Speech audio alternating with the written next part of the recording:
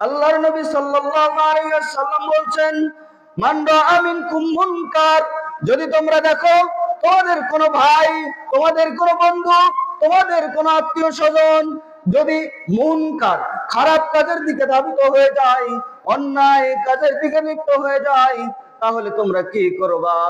আল্লাহর নবী বলছেন, মান রাআ মিনকুম মুনকারান ফালইউগাইয়ির বিয়াদিহি, তাহলে তুমি তাকে হাত দিয়ে বাধা দেওয়ার চেষ্টা করবা। কি দিয়ে বাধা দিতে হবে? হাত দিয়ে বাধা দিতে হবে। যদি হাত দিয়ে বাধা দিয়ে কাজ না হয়,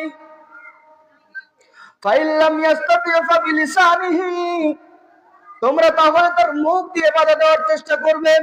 মুখ দিয়ে বাধা দেওয়ার চেষ্টা করতে হবে। কি দিয়ে? মুখ দিয়ে বাধা দিতে হবে। যদি মুখ দিয়ে বাধা দিয়ে কাজ না হয়, ফাইল্লাম ইয়াস্তাতি ফাবিকলবিহি, তাহলে অন্তর দিয়ে তাকে ঘৃণা করতে হবে। কয়টা পদ্ধতি বললাম?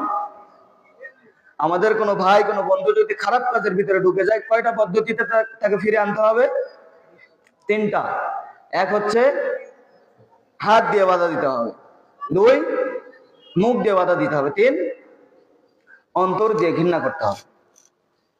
আল্লাহর নবী বলছেন, যদি তোমরা দেখো হাত দিয়ে বাধা দিতে গিয়ে তোমাদের উপরে আক্রমণ আসার প্রভাব আসতেছে, আক্রমণের আশঙ্কা রয়েছে, তাহলে কি করবা? হাত দিয়ে বাধা দেওয়ার দরকার নাই, যে তুমি মুখ দিয়ে বাধা দেওয়ার চেষ্টা করবা। বলবা, মুখ দিয়ে বলবা, ভাই এই কাজটা ভালো নয়, এটা আল্লাহ পছন্দ করেন না, এটা নবী পছন্দ করেন না, এটা তাবেঈরা পছন্দ করে নাই, এটা সাহাবীরা পছন্দ করে নাই, অতএব এটা আমাদের করা চলবে না। যদি হাত দিয়ে বাধা দিয়ে কাজ না হয়, মুখ দিয়ে বাধা দেওয়ার চেষ্টা করতে হবে। মুখ দিয়ে যদি বাধা দিয়ে কাজ না হয়, তাহলে ফাইল্লাম ইয়াস্তাতি ফাবিকলবিহি, তাহলে তাকে অন্তর দিয়ে ঘৃণা করার চেষ্টা করতে হবে।